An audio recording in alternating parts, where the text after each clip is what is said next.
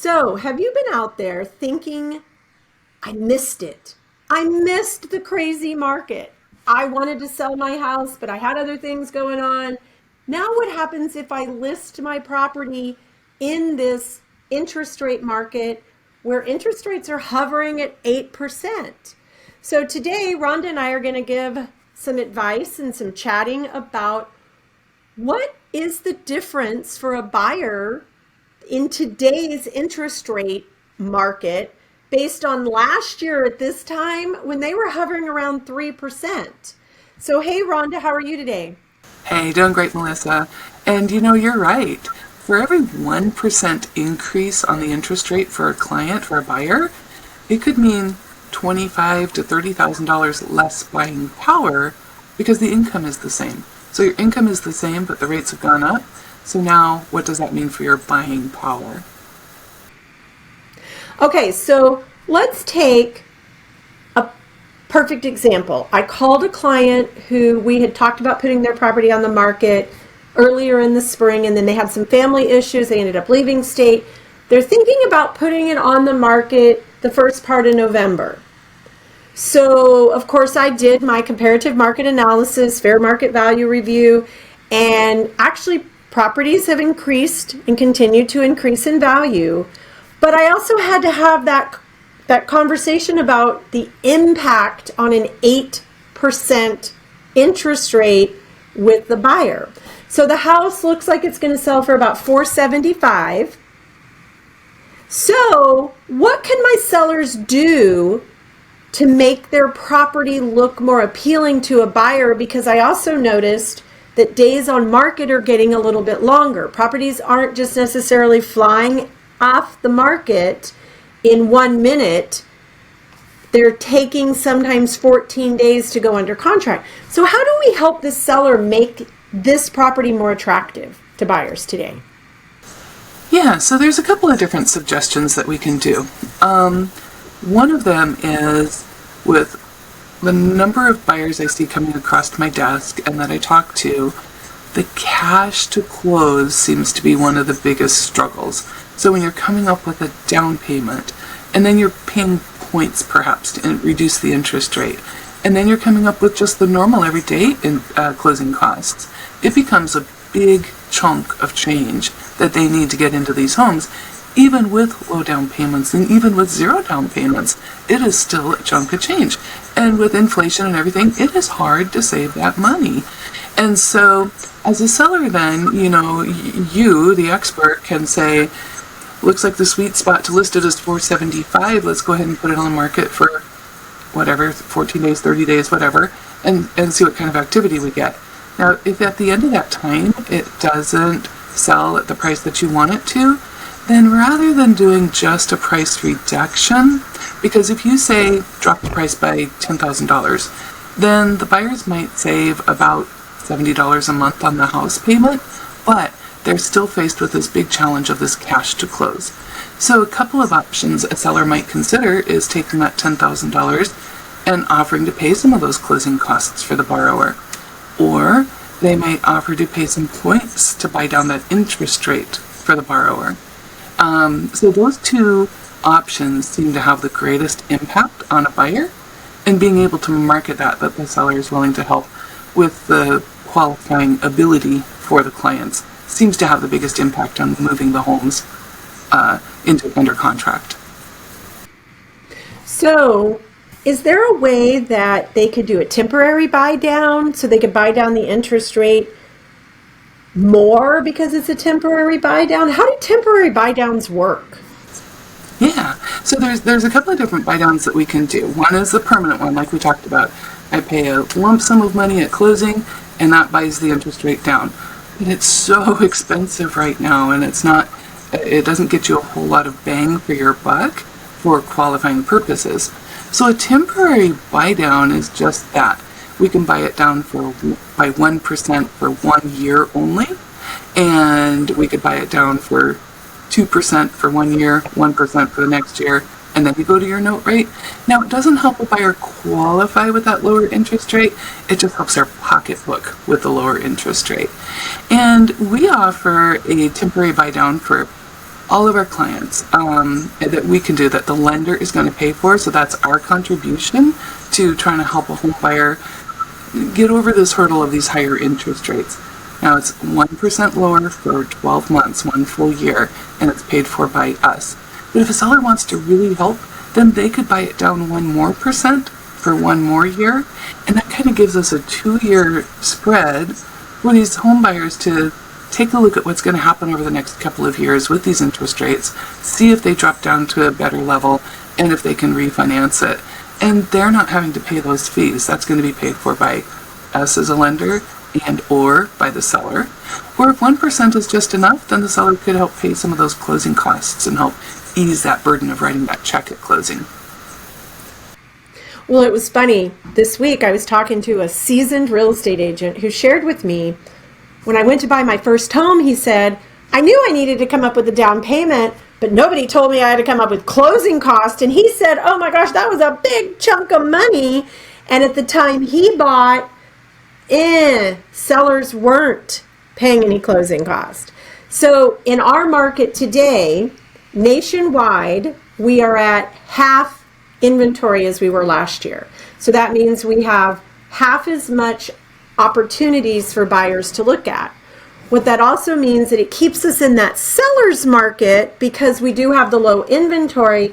So unfortunately, sometimes when I'm talking to sellers, they think that we're still in that nirvana seller's market of we'll get the no inspections, we'll do an appraisal waiver, we'll do no inspections, we'll pay an appraisal gap, we'll pay all our fees, we'll send you pizzas for a year. Those days are really over. What we are seeing is a well-priced property in a good location, in good condition, is getting multiple offers, but those multiple offers aren't as crazy. And I'm starting to see most of them coming in with some closing cost assistance because I think those buyers are meeting with smart lenders like you. And the lender says, hey, why don't you try to get some money out of the seller to help reduce your interest rate? Because what really happens to a payment for a buyer if Cornerstone pays the 1% temp buy down and a seller pays the 1% buy down? How much does that really affect a buyer's payment? Right, so it'll affect it significantly. So let's say like we are at 8%, and I'm just going to use some really quick rough numbers here. But if today's rate is at 8% and it gets bought down to 6% for 1 year and then 7% for another year before it really hits that 8% payment range, then just kind of rough numbers, you could say like on $100,000, maybe the payment's $800 at the 8% rate, but it might only be $600 at the 6% rate. And then it would go to $700 and then $800. I mean, so it could make, when you're talking $300,000 or $400,000 purchase prices or loan amounts, then it could make a very significant difference in the amount that you write on that check every single month for those first couple of years. Another thing I really like about that is that rents are very high right now, but they're still not as high as perhaps a home ownership. And so you go from paying this level of rent to this level of a mortgage payment, and it's a pretty big gap. So this kind of helps ease you into those higher payments, again, with the hopes that over the next 1 to 2 years, we're going to see rates improve where we could look for a refinance opportunity to get it permanently down to a lower interest rate. But it just kind of helps ease you into it, gives you a year or two before you hit that higher payment range, and gives you the opportunity, the breathing space for looking for refinance opportunities to lower rates later. Oh, no, not at all, not lender paid. I mean, you can, on everything but Alaska housing loans, you can do it on almost all of the loan products, but not generally is it paid for by the lender. So that's something that Cornerstone decided to do in order to start combating the entry into home ownership that we were all seeing. Because that first-time home buyer, you're exactly right. They're renting. They're used to all their utilities are maybe 3 of the 4 utilities rolled into their rent payment. They go out to buy a property, and now it's a little bit of shock because not only do they have to pay the mortgage payment, but they also have to pay all the utilities on their own. And so we always, of course, have that very lengthy conversation with our first-time home buyers is what does your rent cover today, and then this is what home ownership looks like if you buy this property. So, wow. So not every lender offers a temporary buy down paid by a lender. Wow, that is awesome to know. Yeah, it's really special. I love working for Cornerstone because of those reasons, those really proactive, innovative reasons that they're out there just trying to help our clients, our borrowers, our referral partners, our sellers. What can we do to help make this entry into homeownership just a little bit easier? And so that's our contribution for this period of higher interest rates, to go ahead and do that 1% temporary buy down on every loan that we can. Well, and also too, if I can save the money, I mean, that just puts a little bit more money in my pocket every month, what we call the honey-do money, because I got to go fill up my car, or I got to feed my kids. And right now, I don't know about you, but I went to the grocery store last Friday and walked out paying $300, and I mean, it went up. Carrying both bags in your arms, right?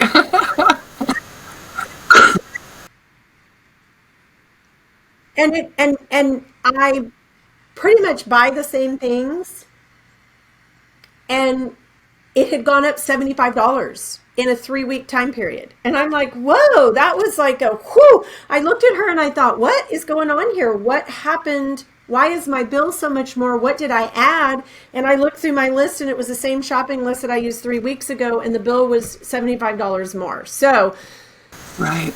And one more thing that I like to encourage my homeowners to do is, even though you might be saving, $100 or $150 or $200 a month on your payment for that first year, what I like to suggest is that you take that difference and you put it into a savings account.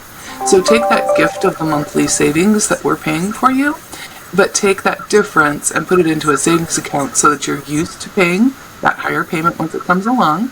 And in the meantime, it helps build up just a nice little nest egg for those just in case things that come up with home ownership. And so it keeps you in the habit of the higher payment. It's not such a shock to you, and it helps build up that savings account. So I like to encourage using that savings, not just in a frivolous way, but use it strategically. okay, so if you're out there shopping right now, or you're thinking about listing your house, these are some great tips for you to know, because the market shifted. Earlier this year, Rhonda and I did a different video because rates went from 2.5% to 6%, like what, in 30 days? Fast. And so listings that we had on the market at the time had to adjust to this new interest rate, because when you go that much of a difference, those buyers that were pre-qualified at 2.5 no longer qualified at 6% for that price point. So the one thing you definitely want to do as a buyer today is don't be shopping at the very, very top of your price point. Try to shop a little bit lower than the top of your price. Again, because interest rates could sneak up during the time that you write the purchase contract, get under contract, get the home inspection done, repairs negotiated, and then lock your interest rate in with your lender. Because, I mean, we went from 6.5% to 8%, what, in how many days? It's just been super fast. It's been a roller coaster market, absolutely. So we just want to prepare for the worst, and like you said, don't buy at the very top of the buying power. I usually try to pre-qualify people 0.5% higher than what the current rates are, just to make sure we've got some coverage in there. But this is again where some sellers might be able to come in and help out with buying down that rate, helping with the closing costs. I mean, these home buyers are getting beat up pretty good with the high rates, the high fees, the high costs, the high prices, and it's making it a lot more difficult to achieve that home. And so we're not saying that your house isn't worth what you think it's worth from a price point. However, the terms are just changing a little bit. So instead of offering the buyer a price reduction of $10,000, which, like Rhonda said, only saves the buyer $60 to $70 a month in a payment, why don't you offer the buyer $10,000 towards a temporary buy down, a permanent buy down, are to pay a chunk of their closing cost. And closing costs that sellers can contribute are based on a percentage, correct? They just can't randomly say, okay, well, we love this buyer, we love this deal, let's just give them $40,000. That math doesn't work, correct? Ownership. Correct. And depending on the loan type, it could be anywhere between 3 and 6% of the sales price that the seller is able to contribute. So 3% is a really good starting point, depending on your, so if you have a $400,000 home, then that's $12,000. And that goes a really long way for the home buyer to cover those extra expenses. So, but depending on the program, you can go higher than 3%. So again, reach out to the lender and see what the possibilities are.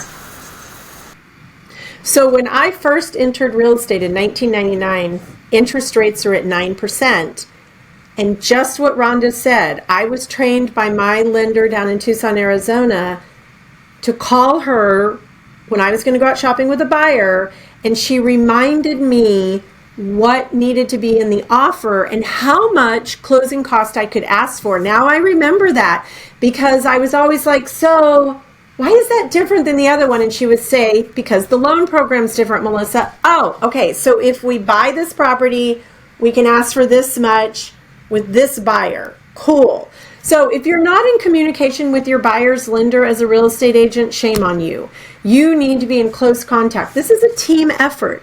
When we're helping people achieve the dream of home ownership, it's super important, first of all, to reach out to a local lender and get pre-qualified because of some of these large box online mortgage companies. They're not thinking about all these things.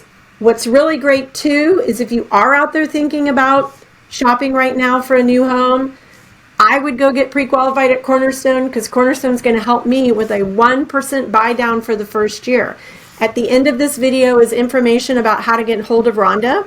What I love about it is you can go to her website, super simple, click the button that says Calendly, schedule a time to chat with her. You can either pick up the phone, she'll pick up the phone and chat with you during her scheduled time with you, or she can do a face-to-face like this. So feel free to ask her questions. Again, who doesn't want to take advantage of a 1% buy down? Yeah, it's awesome. It's great. And I'll send you so that you can post it what those limits are. So I'll send you a little form so you can post that as well. Oh, perfect. Okay. So if you guys have any questions, just let us know in the comments. You can always get hold of me and Rhonda. At the end of this video is screens that show you how to do that. We do answer our phones. We do respond to emails. We live, work, and do business right here in Alaska. So please reach out to us. Yeah. And we'll see you next week. All right. See you next week.